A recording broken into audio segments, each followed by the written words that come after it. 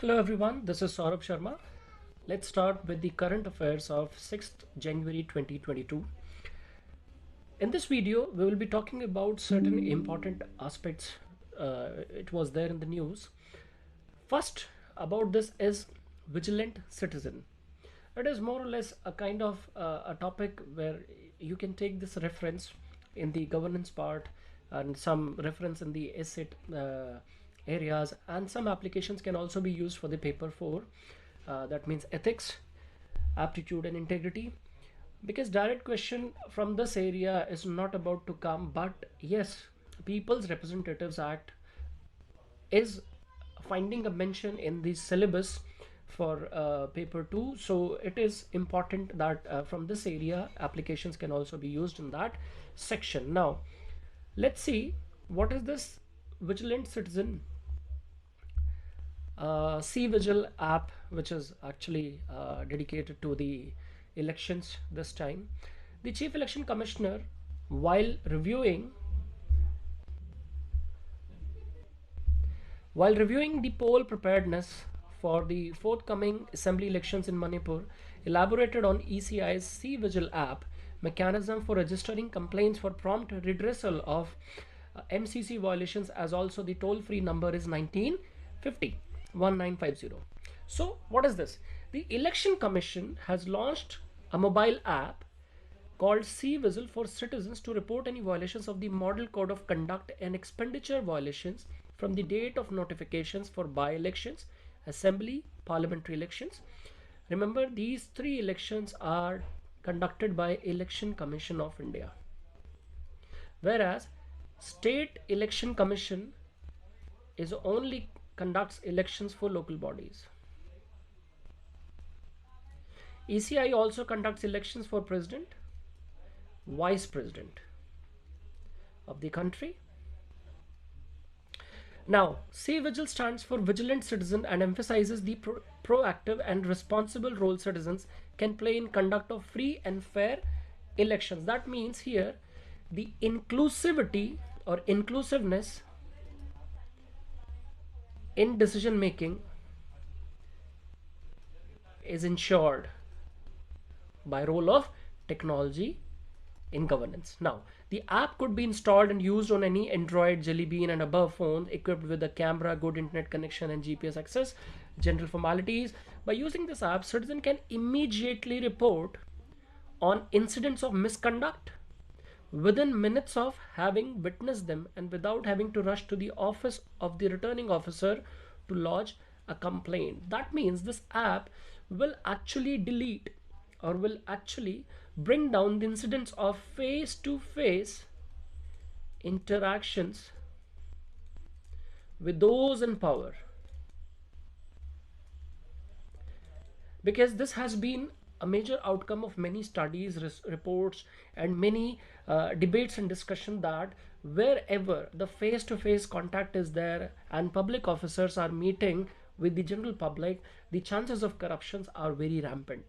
And whereas wherever the face-to-face connection is absolutely absent, the chances of corruption is minimalized. Now, the vigilant citizen has to click a picture or record a video up to 2 minutes duration of the scene of violation of the model code. Here, some incidents like bribes,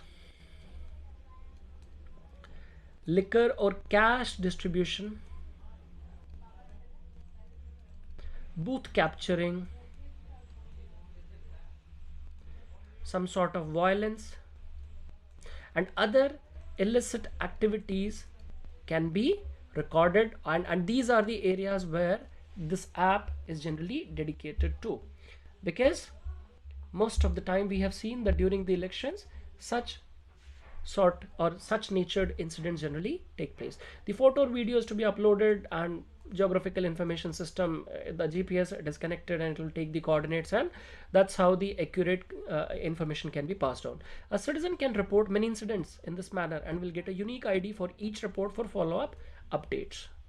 This is good. The app user has the option of registering complaints anonymously, most important, because here the death threats,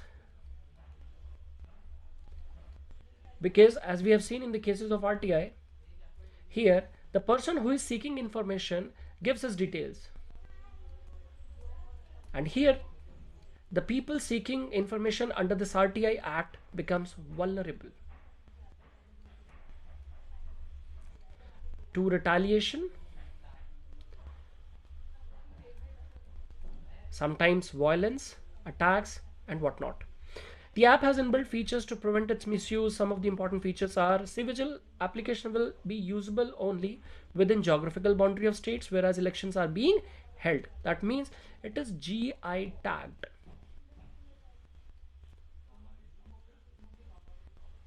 Geographical location tagged, where geographical coordinates plays important role. That means it will not create any kind of confusion when using the app and sending information to the election commission. Now, the moment a citizen exists an election bound state, the app will become inactive. That means once the results are declared, the app will be inactive, and after that, if there is any issue about the incident, where the person can go to the High Court, State High Court, in the first incident.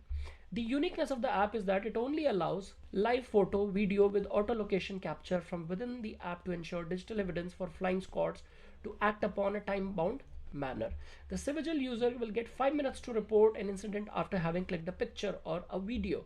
The app will not allow uploading of the pre-recorded images and videos. Neither would it allow users to save photo videos clipped from this app into the phone gallery directly. Now, to prevent misuse here, this is the issue. If something goes wrong with the proper mechanism of app and pre-stored data, or the stored data which was sent and transferred to election commission, if it is not available with the person in the form of evidences, the pictures, videos, or whatsoever the material could be, if it is tampered with at the end of someone who is at the receiving end or decoding the information, and if it is tampered with, then that will be the loss of data and evidences. So it could be a drawback here.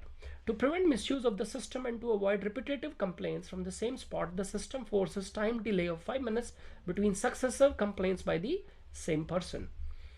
The CVGIL application must be used for lodging MCC violation related cases only. District Controller has the option of dropping duplicate, frivolous, personal grievances and unrelated cases even before the cases are assigned to the field unit. District Controller. Here, discretion, subjective interpretation could become a negative to the functioning of the app, because had it been an algorithm based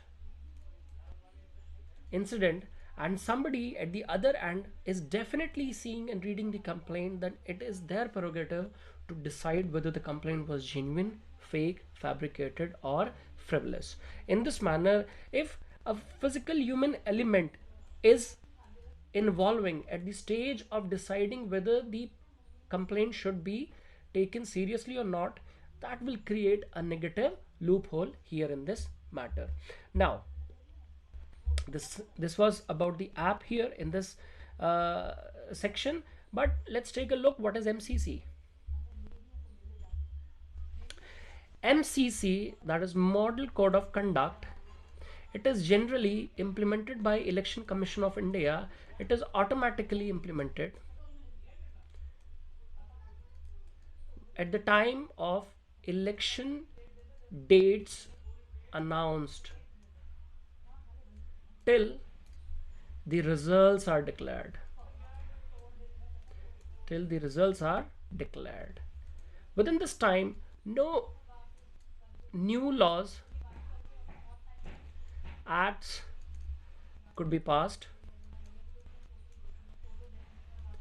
No such activities can be taken which are infringing the rights of the parties in opposition, because they are not in the government machinery. Hence, in the name of welfare schemes and other things, Government cannot pass new ordinances or new legislations, and hence it is there to try to maintain the equality between equal opportunities between the political parties, and the party in the power should not use the state machinery for their re-election purposes. So till somewhere or up to some mark, this MCC has been successfully able to cover the violations related to the election protocols and procedures.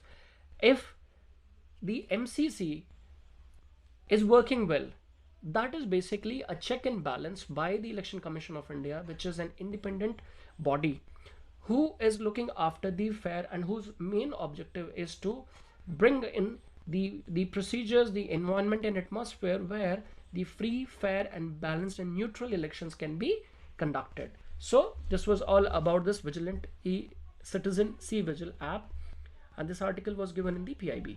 Now, language of the judiciary, important point.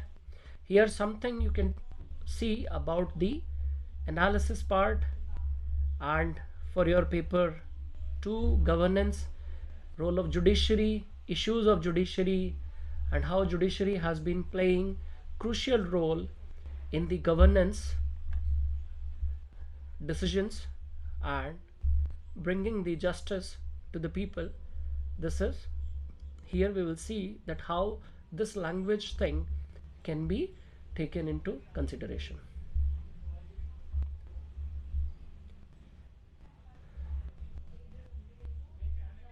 Language of the judiciary, Supreme Court and High Court. Let's just take a look about what is the Official Languages Act 1963. Here, the Official Languages Act lays down that Hindi, translation of acts, ordinances, orders, regulations, and bylaws published under the authority of the President are deemed to be the authoritative text. Further, every bill introduced in the Parliament is to be accompanied by a Hindi translation, because majority of Indians only understand Hindi. Hindi in North and West. Else, other states understand their mother tongue or state language in the first instance. It is important, otherwise the governance system, the people's contribution, the transfer of knowledge, exchange of ideas cannot be possible.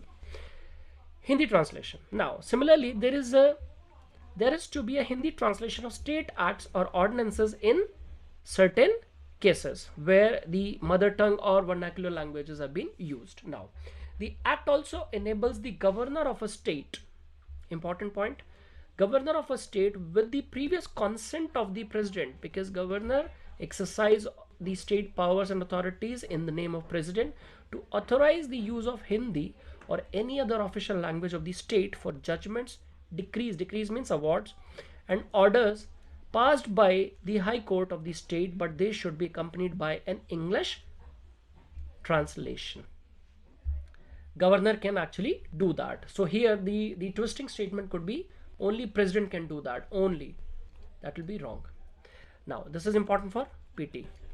However, the Parliament has not made any provision for the use of Hindi in the Supreme Court. Hence, the Supreme Court hears only those who petition or appeal in English language. So, we have a provision for High Courts, but there is no such provision for Supreme Court because it has to come by Parliament or come through Parliament. Now, what is the issue?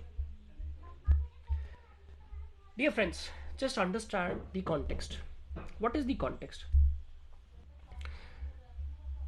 In India, if we have 140 crores of population with 70 plus percentage is accounted as literates, where the definition of literacy is that over and above of 7 years of age, a person who can read, write and understand in any of the one languages given in the 8th schedule of the Constitution will be treated as literate.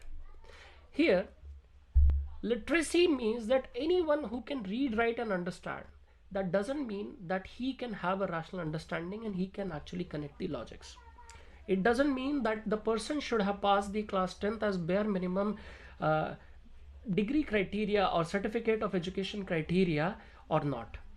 If he has not passed it, he will still be considered as illiterate. But a person who has just studied 4, 5, 6, 7, 8 or 9, let's say for that matter, or even if it is 10th, can he understand the judiciary verdicts? Can he understand the languages used in the decrees, passed in orders? No. If this is the reason, then, and if only English is to be used as the languages of the court, then don't you think that majority of the people who are unable to understand these decrees passed in English language, and they are deprived of their rights of understanding the state gadgets, states orders, judiciary orders and judiciary understandings about their own cases? For this purpose, they have to involve the advocates and lawyers. For this purpose, they have to incur certain amount of expenses, because the lawyer services and advocate services are professional services generally not provided for free. Here, the interpretation matters.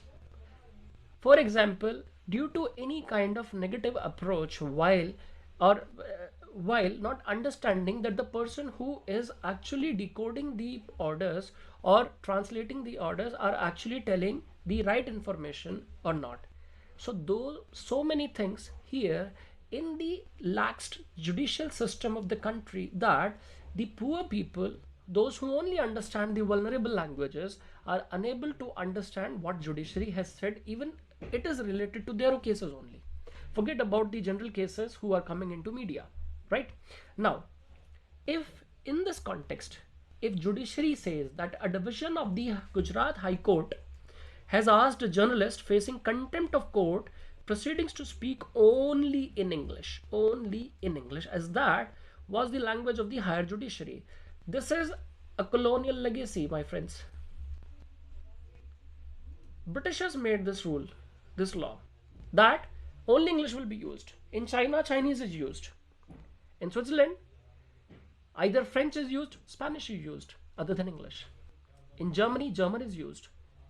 In Latin America, Latin language or Spanish is used, as Spanish is the majorly spoken language in the Southern America. In America, English is used. They do not use Hindi. They do not use any other world's language. In United Kingdom, British English is used. In France, French is used. In Italy, Italian is used. Why in India only English to be used? This is my argument within this context. If only English to be used, this case is about a journalist who probably, while adhering to the professional ethics of journalism, in a way declared that he or she might have done the contempt of court. And journalism is considered as the fourth pillar of democracy, and if such person are being convicted, and they are convicted for not doing that wrong which was wrong while he committed the action, it is only wrong because court is seeing it as contempt of court. Don't you think that the public domain should understand that what is happening in the judiciary, who is the sole authority to declare and decide that justice is always given to the common people against the state? If such incidents of fourth pillar of democracy, who is related here, and the one who is delivering the justice are talking, and the proceedings are going on in such a language where more than 50% of Indians do not understand, don't you think that understanding and decoding the democracy is a tough job here? In this manner, we can say that justice is only delivered. Let's say contempt of court was happened. Justice is delivered, but it is not being received at individual's end. Why it is not received? Because it is not understood. Justice was delivered because it was delivered in the English language, but it is not at all received. It is not at all understood, decoded at people's language, at people's perspective and people's understanding, because they only understand either Hindi or their vernacular or state languages. So here, this supply of English language is not at all fulfilling the demand of understanding, which is absolutely important, because state is only working for people. Democracy is for the people, by the people. And if for the people and by the people is missing, then of the people has no meaning. In this manner, this judgment or this proceeding or this order of Gujarat High Court is little bit arguable. The bench also underlined that Article 348 of the Constitution mandates that the language of the High Court would be English. True. Article 348. Who made it? It was made by the elite classes who were westernly educated in the English education system under colonial era. And it was the time, it was the heat of the time that we needed immediate laws and rules, but gradually certain rules must have been amended, that the vernacular language or either Hindi must be given a place in delivering these orders. There is no harm that something which is being typed in English is at the same time being translated in Hindi. No harm. But only English, it is not fulfilling the aspirations of the country. Here, Hindi is not the question. Question is the understanding. Language does not matter. Matter is understanding, decoding. And if the message is not being delivered as decoded, there is no benefit of delivering the message in whatsoever language you do. Either you do in the Swahili or in the language which is spoken in Uganda. Doesn't matter. Now, as per Article 348(1) of the Constitution of India, English is the official language for all the high courts. Okay, get it. However, as per Article 348(2), there is this provision of governor of a state with the previous consent of President of India can authorize the use of Hindi or any other official language of the state. Here, vernacular language, we believe that it is talking about the vernacular language. Let me just write it properly.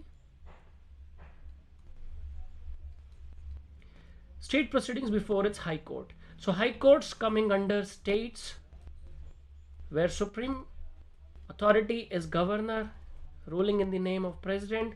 So with his previous consent, he can allow Hindi or any other vernacular language to be used in the High Courts. But Supreme Court, only Parliament can pass the law. Parliament can pass the law. So this law must be passed with immediate effect, because all the judges sitting in the courtrooms, they know Hindi or the state languages very well.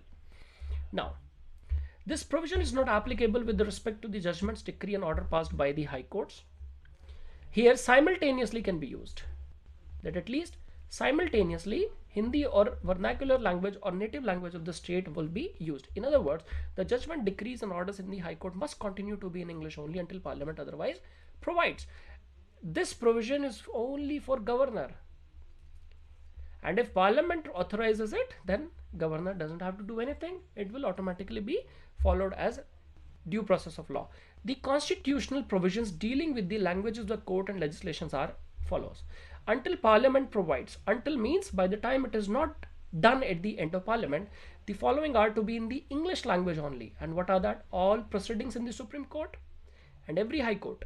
The authoritative text of a bill, acts, ordinance, orders, rules, regulations and bylaws at the central and state levels will be in English.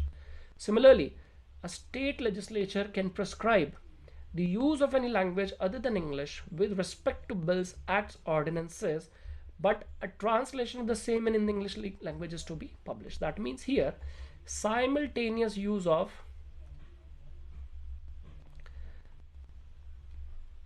their native languages can be authorized by the state. When Parliament has passed that, states can make such laws. Simple. It's easy to understand. So in this context, it became so important to understand that what went wrong and what is wrong in this scenario. So this was about the use of English language in the proceedings of the High Courts and Supreme Court. Now, third topic, APIDA and India's sweet revolution. Sometimes the revolutions are generally asked that which revolution is associated with the which thing, production and growth. What is APIDA?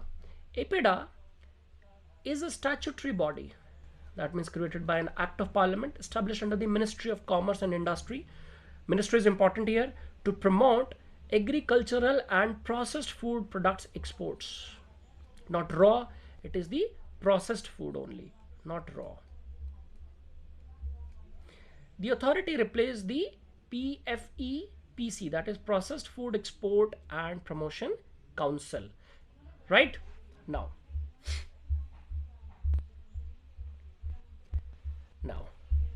why it is in news? The Agriculture and Processed Food Products Export Development Authority has been giving thrust on boosting exports through ensuring quality production and market expansion to newer countries to aid a sweet revolution in India. The sweet revolution, as the name suggests, it is related to honey. India is holding 8th or 9th stand in production and exports of honey. We are not talking about honey which is absolutely sugar syrup based. We are talking about the natural honey, which is generally made by the immense and lot of hard work put in by the bees. At present, India's natural honey exports are majorly dependent on one market, that is United States of America, which accounts for more than 80% of the exports of honey from India. China, Turkey, Canada, Argentina, Iran and USA are among the major honey producing countries and accounting for 50% of total world production. India ranks 8th in the production and 9th in the exporting. Northeast region and Maharashtra are the key areas of natural honey production in the country. Important point here to be looked at: no green revolution state is contributing in the production of honey. No green revolution states. Mainly Punjab, Haryana, Western Uttar Pradesh and Northern Rajasthan. Why? Northern Rajasthan is producing good amount of mustard, sunflower and flowers, other flowers. So here, and in the adjoining areas of Himachal Pradesh, Kashmir, the flower and other products and other flora is present, which is used for producing tasty honey and in good volume. But yet these states and these places are not finding a mention. Now, the National Beekeeping and Honey Mission for 3 years 2021 to 23 was announced by Ministry of Agriculture, Farmer Welfare as part of the Atmanirbhar Bharat initiative in February 2021. The aim was for overall promotion and development of scientific beekeeping in the country to achieve the goal of sweet revolution, which is being implemented through National Bee Board. This honey is making a part of allied sector, where other than the income from the agriculture sector, these allied activities, which are generally milking, milk production, meat production and other like raw material production, silk production, fishing and fish farming, etc., honey production, honey farming, honey bee farming, this area, this can actually contribute and additionally add on to the farmer's income. And if in the region of north, where agriculture is still being used and like practiced on the conventional lines or the traditional parameters, this allied sector must be given a boom so that farmers can have their supplementary income from other sources other than the agriculture, because there the small farmers who are holding less than 2 hectares of land is very high. So but no areas or place or states is finding a mention from that reason here. Now, what are the revolutions generally associated with? Because UPSC once asked this blue revolution thing in 2017. Green revolution is wheat and rice. White revolution, of course, milk. Blue revolution, fisheries. Red revolution, poultry, meat and eggs. Green revolution is cotton. Golden revolution, fruits and vegetables. Yellow revolution, oil seeds. Brown revolution, leather, cocoa. Golden fiber, jute. Silver fiber, cotton. Round revolution, potato. Gray revolution, fertilizers. Pink revolution, onion and prawns. Silver revolution, eggs and poultry. Protein revolution, higher production in agriculture. Evergreen revolution, overall production in agriculture. And sweet revolution is honey. This is important, overall production in agriculture, and these two are also important here. Now, this topic was about apida and how this sweet revolution can also be taken off in the while the contribution of farmers' income in this regard. Now, the next is 19th meeting of National Tiger Conservation Authority. Tiger conservation, important. The 19th meeting was held under the chairmanship of Union Minister for Environment, Forest and Climate Change. The minister informed that at present 14 tiger reserves have been accredited under CATS.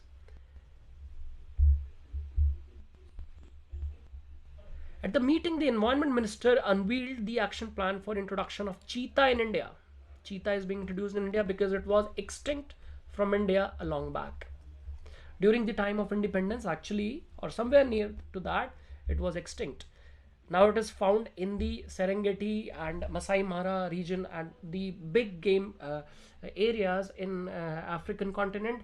These are called as big game because all the wildest animals and big animals are found there, and there are two prominent national parks. One is Serengeti in Kenya and Masai Mara in the nearby regions, where generally Geographic Channel, National Geographic and Discovery channels generally showed their shows. Now, the Union Minister also released a water atlas mapping all the water bodies in the tiger bearing areas of India. Water atlas is for the tiger areas water bodies it is talking about. National Tiger Conservation Authority, important statutory body under the Ministry of Environment, Forest and Climate Change, constituted under the Wildlife Protection Act 1972 as amended in 2006. The NTCA Project Tiger also conducts the country level assessment of the status of tiger, co-predators, prey and habitat once in 4 years. Important, 4 years. And before tiger was declared a national animal in 1973, before that lion was India's national animal. And this Project Tiger was started with the association of NDTV. Objectives of the NTCA: providing statutory authority to Project Tiger so that compliance of its directives become legal. And also, friends, like, please do not get confused that why do we have to do the assessment of co-predators and prey, because the existence of tiger is good, but what he is eating, that means it's prey base. Also important that wherever the prey base is in abundance, the tiger will flourish there. And if tigers, co-predators are there in the equal number and the competition for this prey base is equally enormous, then definitely the tiger population will be affected. So this tiger, co-predators and prey base and habitat, of course, it is important.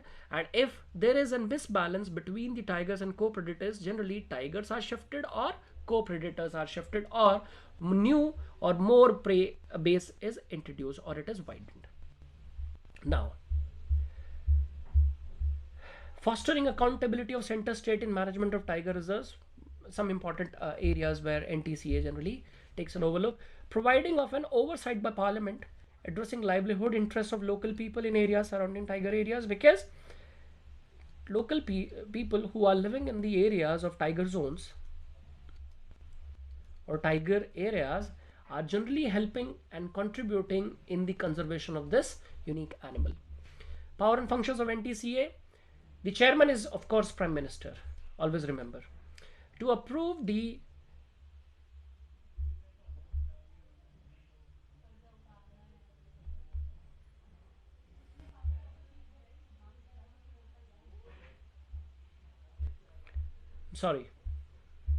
chairman is Minister of Environment and Forest and Climate Change, MOEFFC. I'm sorry. Power and functions of NTCA. Actually, this NDMC, National Disaster Management Authority, NDMA, this chairmanship actually was coming into my mind, which is actually held under the chairmanship of Prime Minister. To approve the tiger conservation plan prepared by the state government, disallow any ecologically unsustainable land use such as mining industry within the tiger reserves, lay down normative standards for tourism. This is what NTCA is doing. Addressing of conflicts of man and wild animal, ensure that the tiger reserves and areas linking one protected area of tiger reserves with another protected area of tiger reserves are not diverted for ecologically unsustainable uses, otherwise it will affect the population of tigers. Now, scientific information, technology and legal support, it also provides. Conservation assured tiger standards. The Conservation Assured Tiger Standard, that is CATS, survey is the first and largest rapid assessment of site-based tiger conservation across Asia. Site-based tiger conservation across Asia. The CATS is a set of criteria which allows tiger sites to check if their management will lead to successful tiger conservation or not. That means that if the area is fit and fine, so that means new tigers can be introduced or shifted, because sometimes the population of tigers generally grows up in one area of national park, and they mark their territory with the spots of their urines, and that's how the conflicts between the two tigers, generally for the prey basis or in the mating season for the female tiger, is very aggressive, and it is of such so aggressive nature that one tiger generally kills the another one to either win the territory or the female mate. Now in this area, in this context, to prevent such happenings of inter-tiger conflicts, the tigers are generally relocated and shifted to the new areas where this on-site or site-based conservation assessment is generally takes place, so that new areas can be opened up. It has been developed by World Wildlife Fund, what CATS, working with protected area agencies in tiger range countries. 13 tiger range countries, some important: Bangladesh, yes; Bhutan, because we share the Sundarban Delta region; Bhutan, yes, near the Nepal region, and the some other areas in Assam, Tarai region, and from here the Bhutan is also sharing some corridor. Cambodia, of course, China, India, Indonesia, Laos, People's Democratic Republic, and then Malaysia, Myanmar, Nepal, Russia, Thailand, and Vietnam. CATS is a partnership between governments, NGOs, and Tiger Conservation Authority areas to define and implement these conservation standards. Officially launched in 2013, CATS is an important part of T2, the global goal to double wild tiger numbers by the year 2022. T2 is double the population of tigers by 2022. It is a voluntary scheme for any organization involved in tiger conservation. It is not a statutory body or statutory backed project. CATS is also linked and partnered in the development of ICUN's Green List for protected and conserved areas, an initiative to encourage, measure, and share the success of conservation management. The first species specific conservation authority standards are of the tiger, Panthera tigris. The first species, that means first CA standards are only issued for tiger. It is not a new management effectiveness system or a ranking of tiger conservation areas, but rather provides the means to tell if a particular area attains the best practice standards needed to conserve tigers. It is not a threshold standards. Rather, it just gives us an idea. Now, tiger conservation areas taking part in the system will be recorded as either registered or approved accredited. The standards is verified through an assessment and independent review process. Approved sites in the past: Chitwan National Park in Nepal, Lansdowne Forest Division in Garhwal, Uttarakhand, and Sikote Elin Nature Reserve in Russia. Please remember, UPSC might ask that what sites have been approved by CATS. It's these many. The accreditation of Lansdowne Forest Division Uttarakhand in May 2017, the third CATS accredited site globally and the first in India, is significant since it is a crucial link between the Rajachi and Corbett Tiger Reserve. It connects, it is working as a corridor of tiger movement. Because sometimes the prey base is shifted, and hence this accreditation of tiger moving from one place to another in the search of a tiger is what we are seeing. Hence this Lansdowne is also providing a crucial link, because here some new tigers can be introduced. The accreditation would remain valid for a period of 3 years, after which the State Forest Department will have to apply for its renewal, because within this 3 period the incidence of smuggling, poaching, killings, others can be monitored. India has the largest portfolio of CATS sites. A total of 94 sites up to January 22 have been registered under CATS. 14 tiger reserves received CATS accreditation in 2021. This is an important area, because like UPSC is in the habit of asking some typical question from environment regions where you have not heard, or whether you just feel vulnerable in the exam hall that what is this. Now, the list of 14 tiger reserves who received CATS accreditation is Manas in Assam. You should know the name and of course the map location, please. Kaziranga again Assam, Orang Assam, Sundarbans West Bengal, Valmiki Bihar, Dudhwa Uttar Pradesh, Panna MP, Kanha MP, Satpura MP, Pench Maharashtra. Pench is generally confused between MP and Maharashtra, so it is always Maharashtra. Annamalai Tamil Nadu, Madumalai Tamil Nadu, Parambikulam Kerala, and Bandipur Karnataka. Bandipur is generally, the names gives an impression that it is either in Rajasthan because of Pur, but it is in Karnataka. Now